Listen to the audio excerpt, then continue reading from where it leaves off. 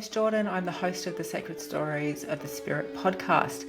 Today we are going to return to our chat with Dr. Marg Crosweller and Marg Rainbird, two of my favourite people. We're talking about origin stories today and the connection that they have to our identity and how hard it is to release them sometimes when we grow out of them. I love these explorations that I have with these two incredible people. We cover heaps of things today. So we cover everything from telepathy to walk-ins to post-death consciousness, and we even talk about the Anzac experience as well, because the day that we're recording this is actually Anzac Day. There's a range of things that we really wanted to just dive into, and I also share something that has been challenging me as part of my own sacred origin story. So I'm really excited to invite you to have a listen. Don't forget to comment if you've got some of your own reflections about sacred stories and how they connect to our journey as humans and our sense of identity and how they impact our consciousness and awareness. It's all great fodder for conversation. Let's start. So welcome back, Margaret and Mark. It's lovely to have you back here again for another discussion around sacred stories, what they are, what they mean to us, and how they can impact our life and our sense of identity. And I'm really pleased to be able to have this discussion with you both again, just because it gives us the chance to bring these conversations into daylight hours and bring them into a type of normal conversation where we can talk about things that are sacred and precious, but really open them up for exploration and reflection and consideration. And one of the things that I was really interested in talking to today was this idea of origin stories. So this is a little bit of a step on from our last conversation where we really explored what are sacred stories. Margaret, you had some reflections on your experience of sacred experiences being more central to you than sacred stories. But I think both of them sit in this space that we are able to explore. So we talked about what they are and how they enrich us and why they're an important part of our human experience. For me, I really wanted to explore origin stories today. I think the story of who we are and where we came from is very powerful, and that can be a sacred story that we can hold very tight. It can be a story that we see as not dynamic. So a lot of our sacred stories about our origins as individuals and as a collective can feel quite fixed. So we often have a fixed idea of where we came from, what our origin was, and where we've come from and evolved since then. So I wanted to start by asking you both, maybe I'll start with you, Mark, first, what your thoughts are on origin stories and how we relate to them. It's a really big question, very existential, I've got to say, Jordan. Look, I think as a Buddhist, as a practicing Buddhist, the doctrine talks about beginningless time. So we have always existed.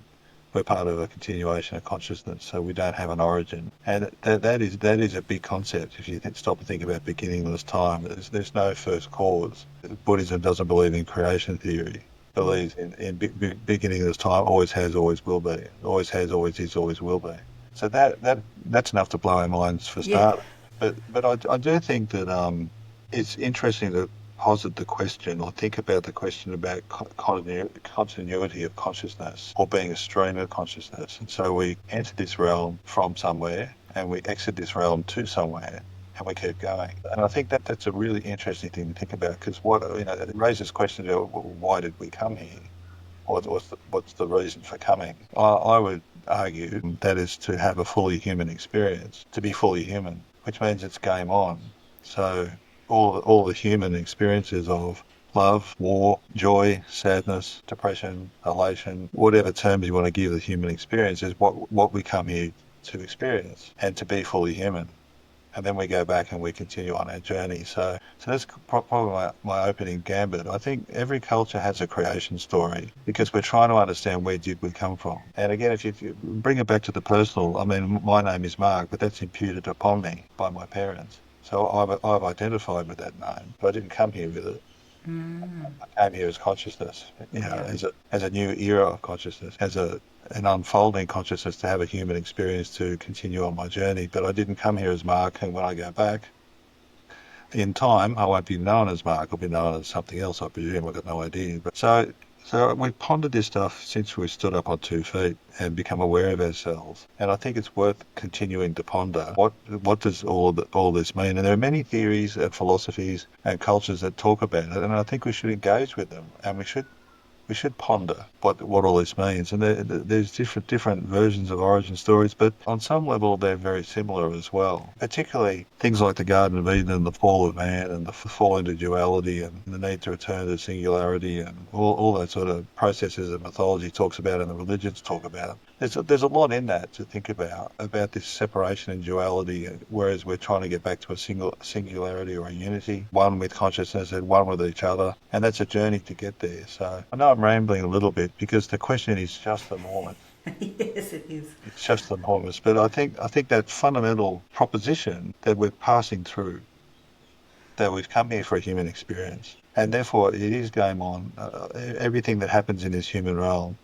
I read the other day that everything that happens in the human realm, love has enough room for it.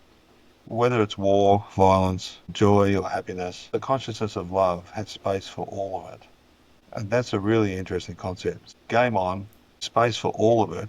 What does it actually mean for us? I would argue it means becoming fully human is to becoming fully loving and loved. And that's the objective or the purpose of the journey, is to profoundly understand what that means for us as humans and beyond. Margaret, what do you think about that? Have you got any reflections on? I mean, for me, I think Mark is a very evolved human and has very kind of high level of spiritual awareness and profound thinking. But I'm not sure that everyone sees the world that way. I think that would be contested in many areas. But Marg, how do you respond to that? I'm not going to contest it. I tend to agree with what Mark said. And you and I recently, Jordan, have had the experience of listening to a podcast called the Telepathy Tapes. And that's about the research that's increasingly done with non-verbal autistic children. And it's fascinating the different layers that are uncovered by the neuropsychiatrist that first started that research and how it's evolved. And the thing that I find really exciting about it is that these kids who were assumed by the medical profession to literally be absent and be completely non-educable have this vast contact with spiritual realms that, us more earthbound creatures could only hope for. And I think the thing that I'm finding exciting about it is that they're basically saying exactly what Mark said, that we come here for experiences in the physical body that we can't have any other way, but this is not the be-all and the end-all, and even our capacities within this incarnation are way beyond what most of us perceive them to be. Yeah, I agree. I think that podcast series has been incredible and I've loved listening to every second of it. What I have loved most is hearing from the families who are earnestly and honestly talking about this experience that their children have had. They don't have any reason to lie about it. They're trying to understand it and explain it themselves. But there is a lot of backlash. I've been looking up online reviews of the podcast series, and even we know from the backlash that the expert in question got from just even positing this as a theory that these children are present. It's been huge. So this is where I think the tension is. We have these newly emerging stories of human experience and how different people can live, how non-verbal children can be communicating in ways that we barely understand.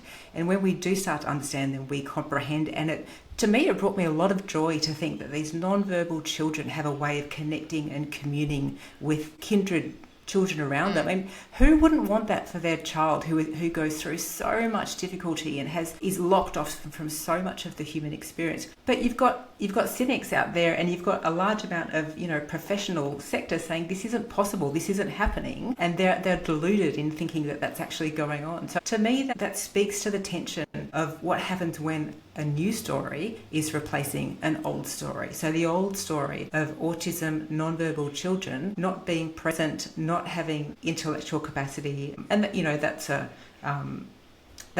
that's not an articulate statement in itself, but that's the gist of it. That's the gist of where we're coming from. And then this beautiful illustration of how that's actually not true. It seems to be very difficult for people to really sit with that and even take it on board as it actually being a real thing.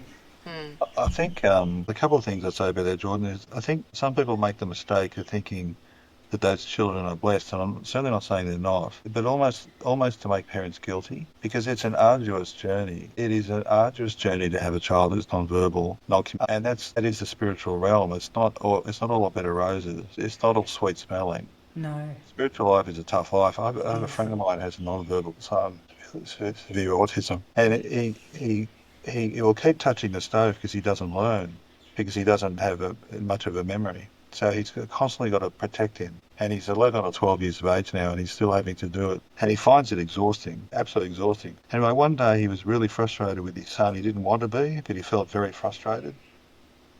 And his son looked up at him and said, "I love you, Dad." It's the only words he's ever spoken before and since. And he connected with his father, and he passed the message that he loved him. And my friend broke down in tears. It just completely shattered him. Yeah. And he realised how profoundly true that was, and that his son appreciated and recognised everything he did for him. I remember another story. I can't remember the person's name, but she was quite famous, quite well known, who adopted a child from the Philippines, not realising the child was non-verbal and severely autistic. Yeah. As the child grew up, she'd become more and more depressed and more frustrated, and she contemplated taking her own life and the life of the child. And she was seriously thinking about doing that when the daughter looked up to her and said pretty much the same words, "Mum, I love you." Wow. And it stopped her in her tracks. And she realised how profoundly important that moment was. And any thought of suicide or murder-suicide left her and never returned. And she committed the rest of her life to that. So these are anecdotes. Yeah. They don't prove a lot in a traditional sense, but they're important spiritually, and they're important to understand that there is something else going on there which we simply don't understand or don't want to understand. That's what I find so frustrating about the research environment, that good science is about exploring the impossible on the edge of curiosity, and pushing frontiers and pushing boundaries, not repeating peer-reviewed evidence, repeating what everybody else thinks. That's academia. Science should go beyond that. Science should be really pushing into spaces which are confronting, which are controversial, which are difficult. All of those words to describe those environments is where science does its best work. But the rest of it is politics, power, academia, in some sense, not every sense. I'm in the academic world. They do great things. I don't want to dismiss academics for 1 second, but most academics that I work with will say that they do feel constrained by certain artificial barriers and boundaries that they're not to cross, because if they do, they lose funding, they lose tenure, they lose reputation, they lose status, and the price is enormous. Yes. They won't risk it, and I think that's very sad. Yes, I agree. And I suppose there's no easy answer. It would be great to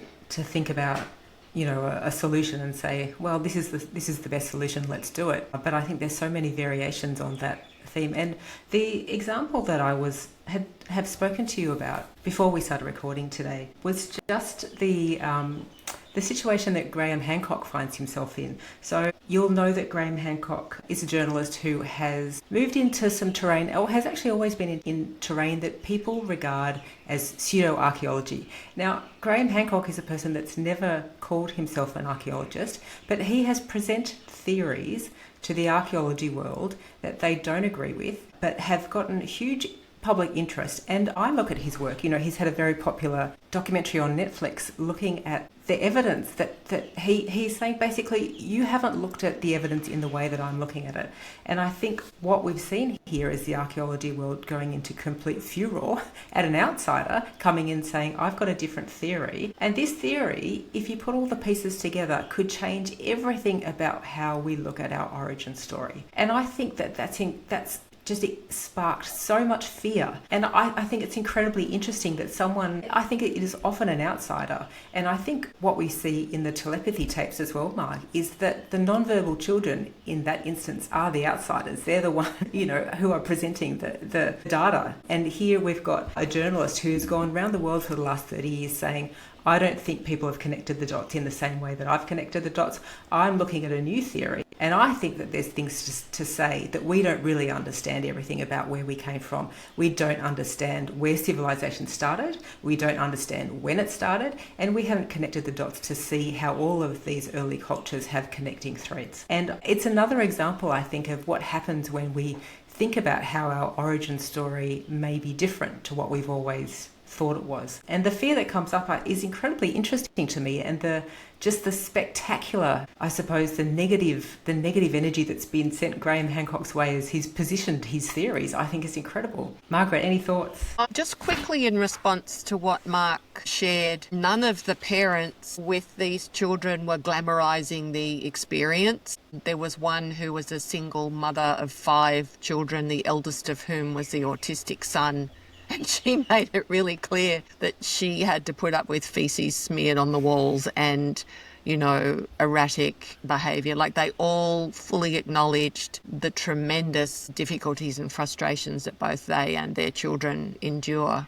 But more on the Hancock side of things, it was reminding me of this show on SBS called The First Inventors. I don't know if you've seen it, but... No. It's really worth watching because it looks at so many aspects of this continent of Australia that's now being uncovered through science and archaeology that proves that for 65,000 years Aboriginal people have been so much more sophisticated than they were given any credit for. Yes.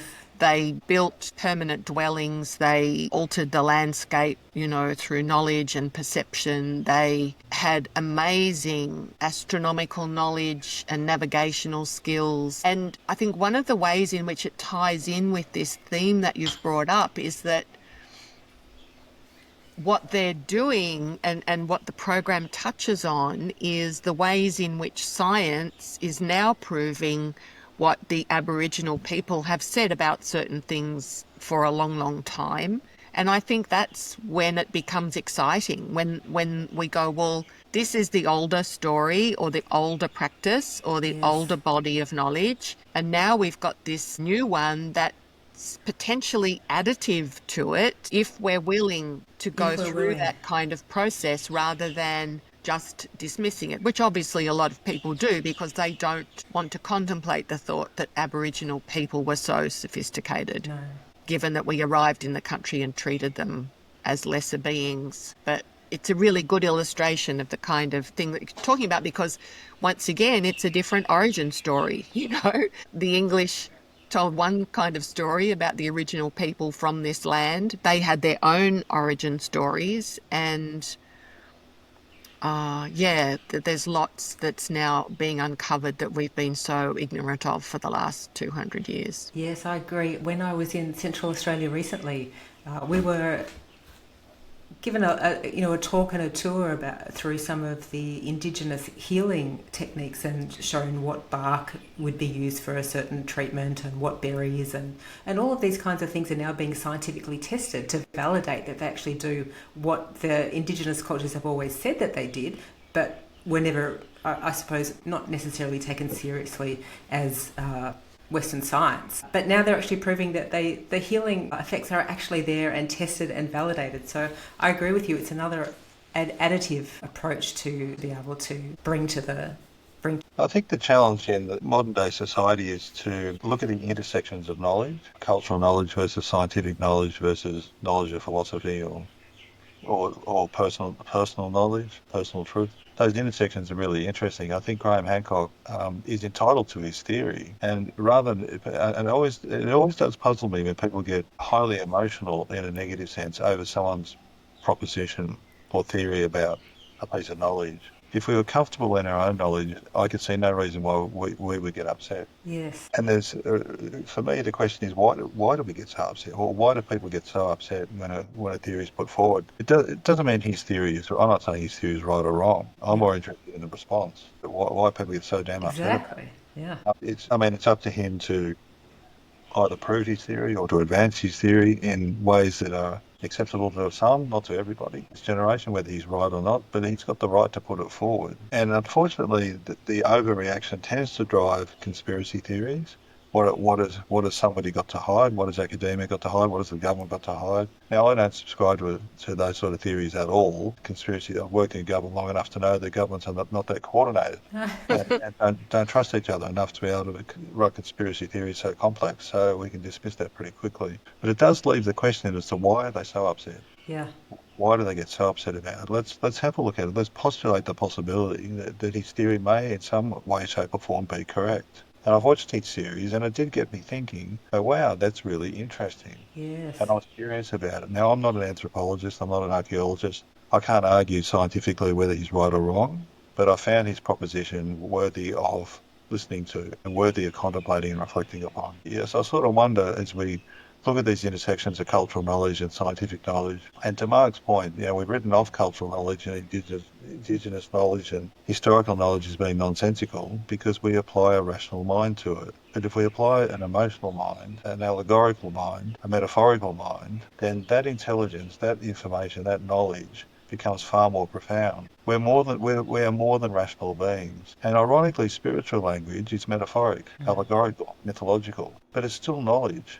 It's still intelligence. It still has a sophistication to it. It still speaks to our experience. And we can't rationalise every human experience in zeros and ones. It's not possible. It's just simply not possible. The human experience is just as important, if not more important, than the rational world. And somehow we have to reconcile with that. Margaret, any thoughts? Yeah, I was thinking this morning that this is a very interesting day to be having the origin stories discussion on. Because it's only 2 streets from where I live, I went to the local Lawson dawn service this morning and then went back for the parade because I'm a sucker for a bagpipe. And, just standing in that setting, listening to one of this country's origin stories was very interesting because it's an example of this mythology that was created around a particular experience in history, but it's told as if that was the birth of this nation. I mean, I find it insulting just at the level of, well, what about the people who were here for a very, very, very long time before we were? But also, like, that Anzac myth has been held as sacred by both Australia and New Zealand for a long time, no matter what is presented that might question the way the story was originally told. So, yeah, I find it an interesting day to be having a conversation about origin stories. Yeah, it is interesting, and I also find the Anzac story complex, and I think because one of the things that is interwoven in the Anzac story is the story of Australian and probably New Zealand, but particularly Australian mateship. And the language of mateship for me, I think, is challenging for a number of reasons, particularly because I think it represents a male connection more than a female connection. Yeah, I think that is... I think our origin stories have many things interwoven into them, and they connect to our identity to the extent that if we challenge them, it can be quite triggering. And if we say, well, I'm not sure that story is my story, or, that doesn't necessarily represent me, this is where I think a lot of tension can sit across a culture and across a country as well. Yeah, it's a matter of, I think it's trying to walk that middle path. I mean, nations need narratives. They need as identity forming and origins of it. So I think they're important, but the middle path is important as well, that they're not the whole story. Yes. And some people can reconcile with them or feel very moved by them, and some people don't feel moved by them at all. And I think it's important to acknowledge that. And if it does move somebody, that's good. And if it doesn't, that's okay as well. Yeah. Because the reality is much bigger than the story. The reality of World War One than the story we tell about it. We're selective in how we tell the story, and that's okay. That's how stories get told. You take an angle. And you tell a story about that particular angle that you want to communicate. But we know that the theatre of war is much more muddy, much more complex. And we all want to be on the side of good. We don't want to be on the side of bad. That's a fundamental human trait. And sometimes our narratives are, let's say, overly virtuous. And the reality is not as virtuous as we would like to think about. I'll probably leave it there because I'll get myself into trouble if I say too much more about it. But I think the stories are important. If people reconcile with them or identify with them, I think that's okay. But it's not okay to impose it on everybody else and judge them if they don't accept it. It's also not okay if you think that's the only story, because there are other stories that need to be told as well. Yeah. And other things that I would like to add to that I was reflecting this morning were that, I think a lot more nuance has come into the conversation and what is actually said at those ceremonies, which I think is a good thing. It's an acknowledgement of dedication and of service and of sacrifice alongside the desire for peace rather than ongoing conflict. It's also an acknowledgement of a much wider definition of service. So it really moved me that the RFS and police, fire and rescue, like all of those people were there as well. So it's service beyond the military involvement. And even though I have very ambivalent feelings about the origin of the day, and my grandfather was at Gallipoli, so I go to say g'day to him as well, I still find it really, really moving. You know, it's just that gathering of people to pay respect. Yeah, so I don't know, it's got me thinking about lots of things. And I think that's the essence of it, Jordan. It is about paying respects to those who fell, who died on a battlefield, and we kind of put our minds in their position on some level, to empathetic understanding, to try and understand what it must have been like to be on a battlefield and to see death all around, and to feel the fear. I agree. And to navigate that complexity as a human and survive it, and then live to tell the story. It'd have to be a way of doing that was self-preserving, that put some glory into it. Not to glorify war, and not for a second am I suggesting glorify war, but to recognise those who survived for their courage and their bravery, because it must have been awful. It just must have been the most horrific experience. I think that's what we tap into. I've been to a dawn service in Canberra, and it's incredibly moving, beyond words, really. It really moves you in a way that is hard to describe, but without condoning war, or without necessarily buying into the whole story. There's certain parts of the story I still can't buy into, because I just think warfare is far more complex and sophisticated than how we report it and how we tell the story. But the human experience of remembrance and honouring and paying respects is profoundly moving.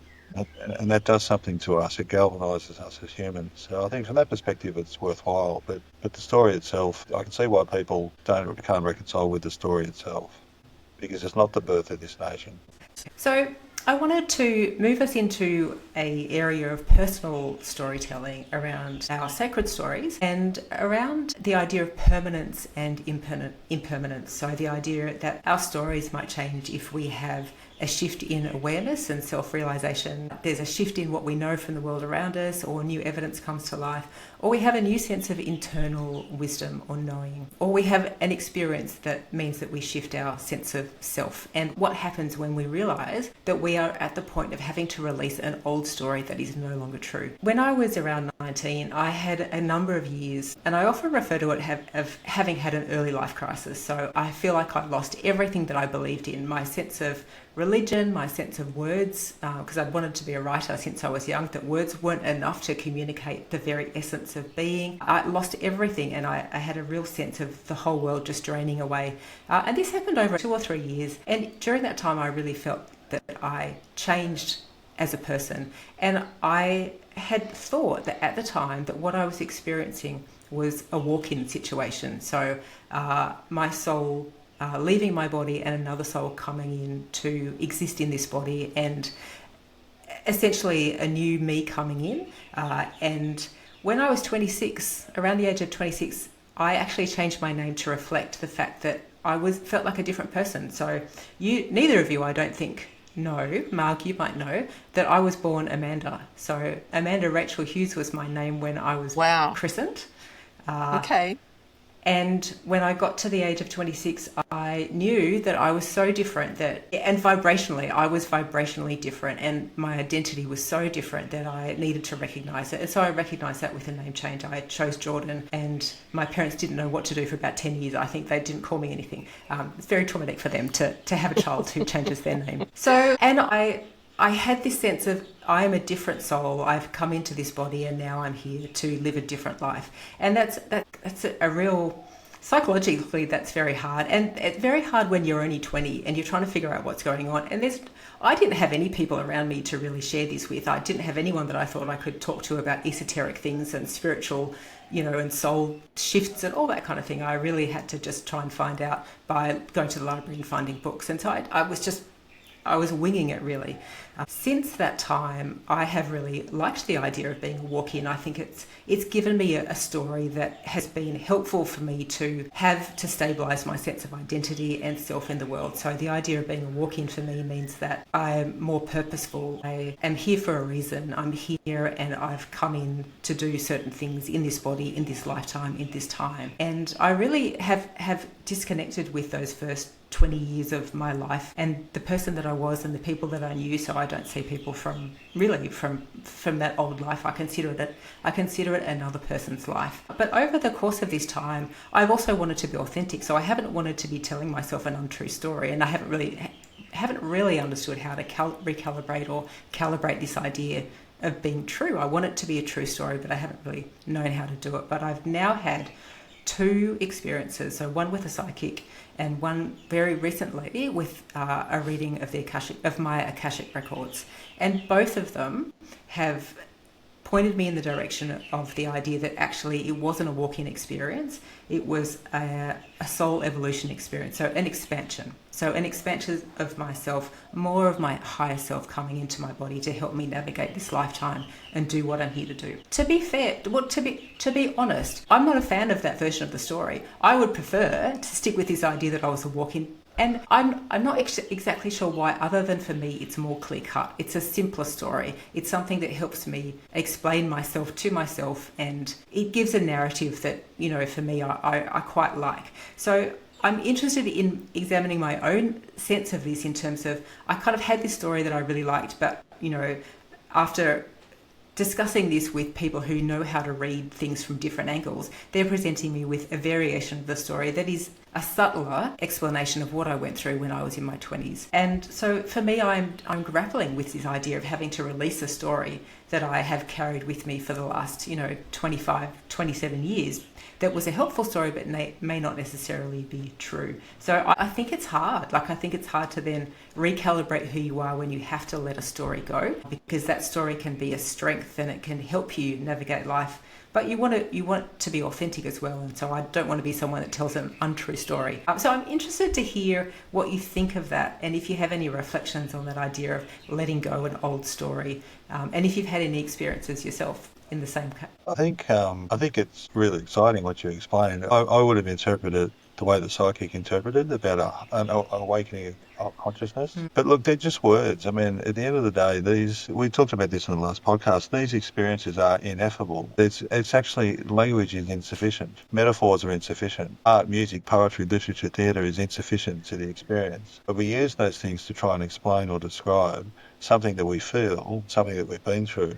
So I think you're entitled to your story, Jordan, and I don't think you should change your story if it's true for you, because it's a way of explaining something that is in fact ineffable. The other thing I'd say is we're all in a process of ongoing change and unfolding. We're always moving from being to becoming. This is really distinct in philosophy. What separates Buddhist thought from most other philosophical propositions about the soul is that the Buddha said that there is no permanent self. There is no permanent existence. We're in a constant process of change and unfolding and moving towards being enlightened. But that journey never ends, goes on forever. So when people try and find a fixed self, a fixed identity, and attach a story to a fixed identity, they will get increasingly sad, depressed, and suffer, because they're holding on to a perception, a view of self, which no longer exists. Yeah. And I think you've experienced that firsthand, which is what you call it a walk-in, and it's perfectly okay. I think the story's great. It explains for you your experience. People might interpret it differently, but it does exemplify, I think, the unfolding nature of who you are. You put a story to that unfolding nature, and I think that's really interesting. I mean, I remember when just before my mother died, I asked her, what was I like as a child? It's a really interesting question to ask your mum if she's still around and you talk to her. What were you like as a child? She said, I'll put it to you this way. She said, when you're about 4 years of age, we had a party at home at Christmas time one year. And she said there were 30 people in the house, happy and cheerful, and one person who was sad. And you walked up to me, so I walked up to my mother and said, why is Uncle Bob so sad? Yeah. I could see the sadness in the 30 people in the room.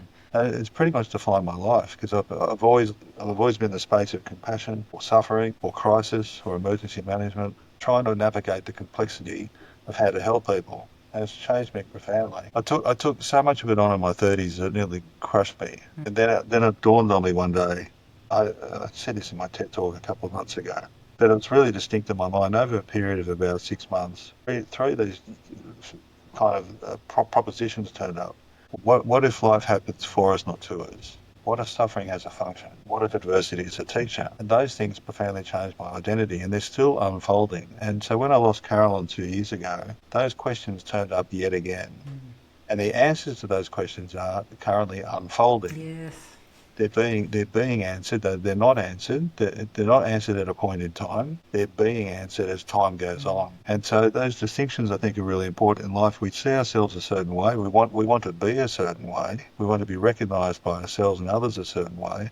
But we are, in fact, more complex. And we try to use language and stories to try and capture the essence of who we think we are, which is fine. It's not a moral question. It's not a right-wrong thing. But we know that there's something not quite right about the story. It doesn't quite fit. And the reason it doesn't quite fit is because we are unfolding. We are a work in progress. Yeah. But the story's fine, Jordan. My story is I'll spend the rest of my life trying to understand what on earth it means to be a compassionate human being. And that's a work in progress and will be till the day I die. And increasingly become comfortable. That's just part of my job. Thank you. Marg, do you have any reflections on my story, or do you have a story that you'd like to share? It was reminding me of a point in my own life soon after Steve and I separated. So at that time, I wasn't practicing medicine. We were no longer obviously living as a family. And I felt like I'd lost all my pillars, and like thinking about it in today's context, I guess some of the origin stories I was working toward were being a wife, being a mother, then being a doctor. Like that's a huge identity shift that you're indoctrinated into. And I actually physically felt unmoored, like I'd lost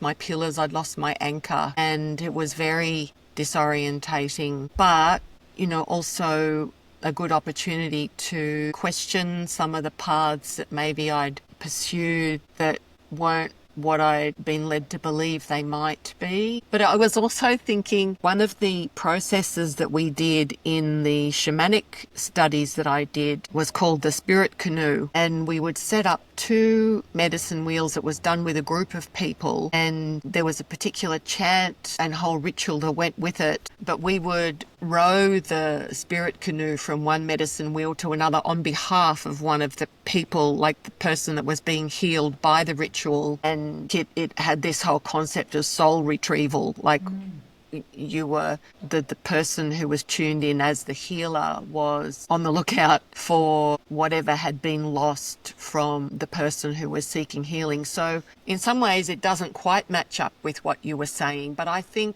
there are other cultures that have recognised that through trauma and all kinds of experiences we can either lose or gain unexpected parts of ourselves, and we then have to assimilate what kind of creature we are under the new circumstances.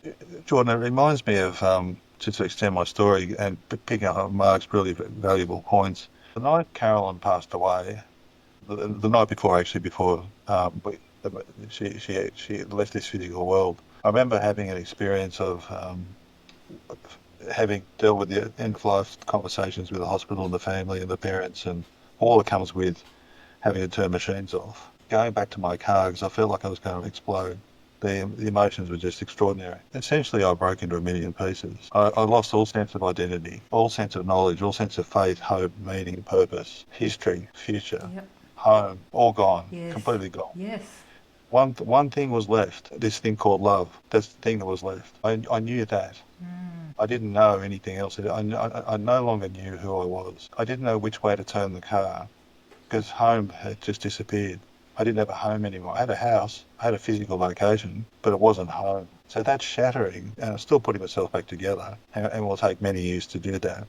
Here's another example of what Marg talked about with trauma. How you think you know yourself, you think you have a set of beliefs, a set of principles, a set of values. Not that those things necessarily disappear permanently, but none of them are enough for identity. And sometimes trauma can turn up in a profound way, and you lose all sense of identity and all sense of this notion of self. Some Buddhists will call it enlightenment, and if that's enlightenment, then you look out and get ready for it. Because it's not an easy journey. No. But that loss of identity was profoundly personal for me. But the thing that sat in the middle that never changed was this diamond called. To this day, it hasn't changed. It's the one thing that I can say is permanent in all my experiences is that thing. Yeah. But quite different. I like that, and I like how it kind of circles back to one of your opening comments was that love is big enough to encompass every human experience that we can possibly have. I think that's pretty profound, and maybe a nice way to end, that everything that we've talked about sits in that space of it can be encompassed by love. Absolutely. Well, thank you both so much for having this conversation. It's been lovely. Any final reflections before we finish up? Margaret, how about you? No, just gratitude for hearing both of your stories and being willing to be vulnerable. Thank you. Keep asking big questions, Jordan. They're interesting. Okay. Thank you. So if you've made it this far, thank you for listening. I hope you subscribed for more episodes coming soon. You can also post some comments if you've got any thoughts about sacred stories in general or your own story of origin. I'd love to hear about it. You can also check out my book. This is my second novel, and my writing practice is really something that's led me to really reflect on this idea of sacred stories of the spirit. So from me to you, have a great day. Thanks again for listening, and see you soon.